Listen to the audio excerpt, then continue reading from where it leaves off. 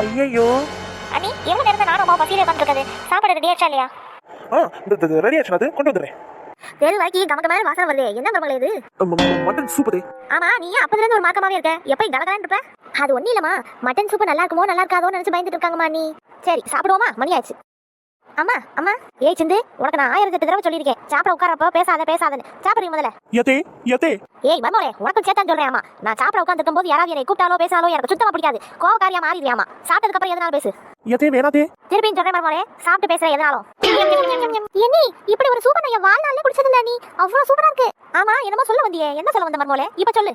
அது ஒண்ணு இல்லதே, நீங்க இவ்வளவு நேரம் ருசியா இருக்கு சுவையா இருக்குன்னு சொல்லி இந்த மட்டன் சூப்பை குடிச்சிங்களே. ஆமா மர்மோளே, நல்ல டேஸ்டா இருக்கு பாத்துக்க.